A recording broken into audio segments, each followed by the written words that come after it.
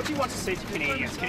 Deux personnes responsables, M. Wright, M. Duffy. Des gens responsables soient tenus responsables. Maintenant qu'on sait que M. Novak savait, on est capable de conclure que M. Harper savait. J'ai demandé à M.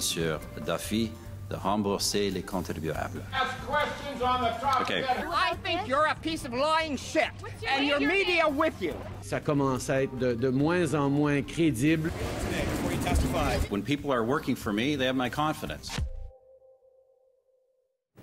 Alors, on l'a vu en début de bulletin, les témoignages au procès de Mike Duffy, celui de son ancien bras droit, Nigel Wright d'abord, maintenant de son ancien avocat, Benjamin Perrin, continuent de miner la campagne électorale des conservateurs. Alors, Tasha est ce soir à Halifax, Daniel est à Ottawa, Michel, lui, est à Montréal. Bonsoir à vous trois. Bonsoir. Bonsoir. Donc, on apprend que Ray Novak, le chef de cabinet actuel qui l'accompagne dans sa campagne de Stephen Harper, aurait été au courant du remboursement de 90 000 $ fait par Nigel Wright à Mike Duffy. Monsieur Harper, on vient de l'entendre, a réitéré sa confiance envers Ray Novak. Mais Michel, quand même, ça change un peu la donne. Monsieur Novak doit-il rester ou doit-il partir? M. Novak est au centre du scénario qu'on nous raconte depuis le début de la campagne. C'est-à-dire que Novak n'était pas à la réunion où on a discuté du fameux 90 000 $. Et ça, c'est la preuve qu'Harper ne sait pas parce qu'il est évident, nous disent tous les conservateurs qui en parlent, que si Novak l'avait su, il l'aurait dit à son patron, ça n'aurait pas pu être autrement. Or là, maintenant, on sait que M. Novak le savait. Alors, il y a trois possibilités. Ou bien M. Harper savait et il fait partie depuis le début de cette tentative de camouflage, ou bien M. Novak a menti à son premier ministre, auquel cas il faut qu'il soit congédié demain matin, ou bien donc, puis je vais vous dire franchement que je ne crois pas à la troisième hypothèse, Stephen Harper est une sorte de Gérald Tremblay, là, qui ne sait pas ce qui passe dans son propre bureau. J'ai beaucoup de misère à croire ça, moi. Daniel? Écoutez, non, Ray Novak ne va pas partir, il va rester là parce que c'est un fidèle et parce que Stephen Harper l'aime bien et parce que, surtout, il reste 6 jours de procès de fait avant l'ajournement du procès jusqu'après les élections. Donc, encore une semaine de torture et après, il restera 7 semaines à Stephen Harper pour tenter de reprendre le contrôle, reprendre le dessus, imposer ses idées, ses projets, ses thèmes, etc. Parce que depuis le début de la campagne, depuis le début du procès Duffy, Nigel Wright et compagnie, chaque jour, Stephen Harper a l'air tendu, il a l'air fâché, on sent toujours qu'il est sur le point d'exploser. Ça ne peut pas durer comme ça. Même dans son entourage, et plus ou moins éloigné, dans sa base, il y a des gens qui commencent à s'inquiéter sérieusement. Il faut que le premier ministre Harper effectue un virage radical, sinon il sera trop tard. Tasha, alors que peut-il faire? Parce que c'est vous qui nous expliquiez très clairement la semaine dernière, le calcul politique, et Daniel en parlait, c'était de laisser passer la tempête et que ça serait oublié le 19 octobre. Mais là, est-ce que ça risque pas de durer? Bien, on a encore 60 jours qui restent dans cette campagne. C'est long, c'est 2 mois, c'est 2 campagnes traditionnelles presque. Alors, beaucoup de choses peuvent arriver. Je pense que M. Harper ne va pas congédier M. Novak parce que ce serait, dans un sens, pour quelle raison? Une admission que M. Novak aurait dû lui dire parce que M. Harper maintient qu'il ne lui a pas dit qu'il y avait un chèque. Écoutez, M. Novak répondait aussi à M. Wright, ça c'était son patron. Et M. Wright, s'il ne dit rien à M. Harper, c'est possible que M. Novak peut dire « je n'ai rien dit non plus ». Et on peut prendre le premier ministre à son mot ou on peut dire que non, il ment. Mais à la fin de la journée, congédier M. Novak, ça ne résoudrait pas le problème. Attendre que d'autres événements, d'autres débats et d'autres questions se soulèvent et enterrer cette affaire un peu, je pense que c'est ça la stratégie que les conservateurs vont adopter. Michel, est-ce que ça ne devient pas risqué quand même pour M. Harper? Oui, ça devient risqué parce que les questions d'éthique n'ont pas tendance à s'en aller aussi facilement que les autres. C'est comme une tâche, ça ne s'efface pas facilement. Alors, le problème, oui, vendredi prochain, pas demain, l'autre vendredi, le procès sera ajourné jusqu'au mois de novembre, mais on va continuer de parler de cette affaire-là. Et l'affaire Duffy, qui a fait beaucoup couler d'encre, va rester dans le paysage. Elle ne s'effacera pas, même si on est en campagne électorale, même s'il reste 60 jours. Alors, c'est compliqué pour M. Harper. Et il va falloir trouver un autre scénario. scénario aussi. Le scénario, autrefois, M. Novak était central là-dedans. Là, si M. Novak a menti à son premier ministre, il va falloir expliquer quelque chose aussi. M. Novak qui a comme disparu, d'ailleurs, dans cette campagne. Oui, Tasha? Oui, j'allais dire, le seul endommagement que ça fait, le seul problème, c'est vraiment pour la base conservatrice. Les gens qui votent NPD ou libéral et qui croient que M. Harper ment de toute façon sur plein de choses, ça fait rien, ça change pas leur idée que si M. Novak a dit la vérité ou non. La grande question, c'est la base conservatrice et c'est là où M. Harper c'est en danger. Il ne peut pas se permettre de perdre il en a besoin. un vote. Ouais. Absolument. Et ces gens-là doivent être convaincus. Il a 60 jours pour les rassurer que même s'ils ne sont pas contents présentement sur des questions de criminalité, etc., les conservateurs, c'est le meilleur choix. Parce qu'on en a eu un exemple cette semaine. Il y a des conservateurs, des militants conservateurs qui sont vraiment inquiets, on le sent. Oui, Daniel. Ouais. Il y avait ce sondage plus tôt cette semaine, vous l'avez peut-être vu, qui disait, 32 seulement des Canadiens suivent le procès Duffy, les autres s'en foutent éperdument. Sauf que sur les 32 il y a 11 de conservateurs purs et durs qui commencent à se poser de très sérieuses questions. Et c'est ces gens-là dont parle Tasha que M. Harper a besoin de rassurer.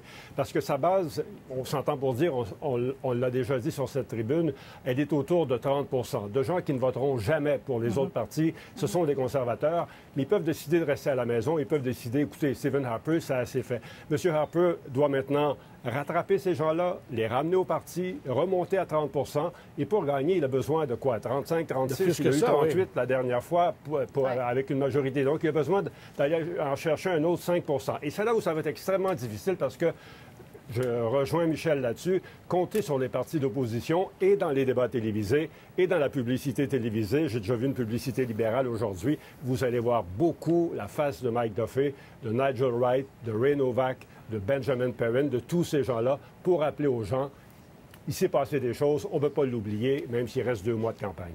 Oui. Alors aujourd'hui, il y avait le procès Duffy qui se continuait. Il y avait aussi un sondage qui n'était pas très bon pour M. Harper, un sondage au Québec. On en parlait tout à l'heure. Donc, le NPD très en avance sur ses autres adversaires au Québec.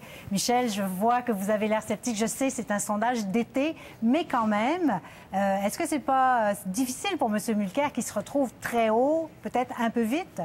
Bien, dans ce sondage-là, il est nettement trop haut. Là. Moi, je ne crois pas ce 47 %-là. Il est probablement un peu plus bas que ça. Cela dit, il est déjà celui qui est l'objet de toutes les attaques. Là. Il ne faut pas se le cacher. Il est le leader de la course. Ça le confirme. Donc, il va être celui qu'on va attaquer. Cela dit, il y a 2 choses dans ce sondage-là. D'abord, s'il est vraiment à 47 % au Québec, ça veut dire qu'il ne faut pas croire les sondages du reste du Canada parce qu'il doit être beaucoup plus bas que ça. C'est pour ça que je vous dis que je ne suis pas trop sûr que de ce sondage-là. C'était un sondage d'été. D'autre part, le sondage fait très mal à M. Harper parce qu'il va avoir de la misère à garder les sièges qu'il a au Québec et beaucoup à M. Trudeau parce que M. Trudeau doit gagner au Québec. Ça fait partie du mandat qu'il est allé chercher de son parti et c'est pas avec moins de 20 des voix qu'on réussit à le faire. Oui, surtout chez les francophones, c'est encore plus difficile, oui. 13 Daniel?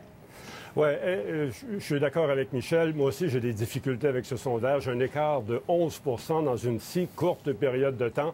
Écoutez, les miracles arrivent. C'est peut-être là un sondage où tout à coup, tous les gens allaient dans la même direction, ou comme dit Michel, tout le monde était en vacances et puis bon. Mais il y a eu des problèmes. Il y a eu beaucoup de ratés avec les sondages ces 2 dernières années. Pensez à la Colombie-Britannique, pensez à l'Alberta.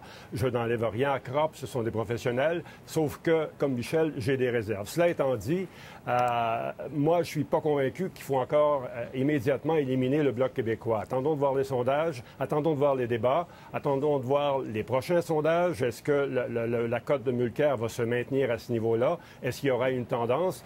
On pensait lui avoir fait très mal avec le dossier du pipeline de l'énergie de l'Est, sur lequel le Bloc québécois tape très fort. Ça n'a pas l'air de toucher les Québécois. J'ai l'impression admiration pour Margaret Thatcher non plus? Non plus, je pense pas. Non, c'était une anecdote en passant. Je pense que les Québécois reviennent toujours à la même question. Est-ce qu'on veut, oui ou non, continuer avec Stephen Harper? Et ceux qui ne veulent pas continuer avec Stephen Harper se tournent vers le NPD et non pas vers le Bloc québécois. Le vote stratégique est très fort. Là. On sent sur le terrain que les gens, même moi, je connais beaucoup de souverainistes très ouverts qui disent non, cette année, on se débarrasse d'Harper, ça veut dire voter NPD. J'allais dire, c'est la grande question. Ce n'est plus, est-ce que la souveraineté passe par le Bloc québécois? Je pense que les gens réalisent que la souveraineté, toujours, ça passerait, si jamais ça passe, c'est par le Québec. Mais deuxièmement, que c'est moins important de faire représenter le Québec avec un parti différent que de, effectivement, donner la porte à M. Harper pour les gens au Québec qui pensent qu'il devrait avoir une autre option. Alors, c'est ça qui vraiment, je pousse le vote du NPD et qui écrase un peu le vote du Bloc. Moi, je vois mal comment ça va changer. Et même si M. Mulcair a dit qu'il aime Mme Thatcher, que c'est une belle surprise pour moi, en tout cas, écoute, je pense pas que ça lui fait pas autant de mal que ça, parce que les Québécois le connaissaient comme un libéral provincial. C'est pas un grand secret qu'il n'était pas un énorme socialiste. Alors, c'est plus se débarrasser de M. Harper qui le représente ces jours-ci. Même quand on l'a choisi comme chef, rappelez-vous, la vieille garde du Parti néo-démocrate, Ed Broadbent en tête, disait Thomas Mulcair, c'est pas vraiment un des nôtres. C'est plus du centre-droit. Il n'est pas aussi gauchiste qu'on le veut. Thomas Mulcair n'en fait pas de mystère. Il a ramené le parti du nouveau Parti démocratique au centre. C'est là où il doit gouverner, comme Tony Blair l'a fait en Grande-Bretagne, comme Roy Romano l'a fait en Saskatchewan, Gary Doer au Manitoba. Tous les gouvernements de gauche qui ont réussi ont gouverné au centre et même un peu au centre-droit. C'était vrai pour Tony Blair. Ça va rassurer des électeurs. Ça va rassurer des électeurs qui ont peur du socialisme, qui vont dire « Ah, il n'est pas si pire que ça, Mulcair, alors. » Même au Canada anglais, on se dit ça parce que c'est effectivement les électeurs de gauche. Ils ne vont pas aller à M. Trudeau, et les électeurs libéraux mous que l'NPD doit courtoiser, ils vont regarder ça et dire peut-être qu'il n'est pas si mal. Bon, j'ai une dernière question, on va y aller rapidement. C'est sur Kathleen Wynne, parce que quand même, il faut parler de ce qui se passe en Ontario. Kathleen Wynne qui fait très ouvertement campagne pour Justin Trudeau, de façon très partisane. Et là, la question se pose, est-ce que ça crée un malaise? Parce que s'il perd Justin Trudeau, qu'est-ce qui va arriver à l'Ontario? Quelle sorte de voix l'Ontario va avoir après une élection comme celle-là? Michel, rapidement. Il est difficile, quand on est élu, quand la campagne est finie, de ne pas travailler avec le premier ministre de l'Ontario quand on est le premier ministre du Canada. On peut l'aimer ou pas l'aimer, ça, c'est une autre histoire. Mais une fois l'élection passée, il va nécessairement y avoir des ponts qui vont être jetés de part et d'autre. Donc, ça laissera pas de trace. Difficile pour un premier ministre canadien de ne pas travailler avec le premier ministre de l'Ontario, mais Stephen Harper ne le faisait pas de toute façon. Non. Alors, il n'a pas grand-chose à perdre de Mme Wynne. Il a pris tant de temps à la rencontrer. Ça ne change pas les grandes choses, mais ça démontre un peu le malaise que Mme Wynne éprouve envers lui, je pense. Et ça peut être risqué, non, comme stratégie quand même? Bien, peut-être, mais je pense pas que le gouvernement libéral en Ontario attend beaucoup. Ils préfèrent, je pense, une relation adversaire avec Ottawa aussi pour améliorer leur base en Ontario. Elle aussi a 3 ans avant la prochaine élection. Puis rouge à Québec, bleu à Ottawa, vice-versa, ça marche avec l'Ontario aussi. Oui, c'est ça. Bon, alors, 3e semaine de campagne qui s'achève. Il nous en reste 2 mois encore. On aura le temps de suivre ça de près. Merci beaucoup à vous 3. Des heures de plaisir. Des heures de plaisir. Mais avec vous, c'est quand même toujours intéressant. Merci. Ah.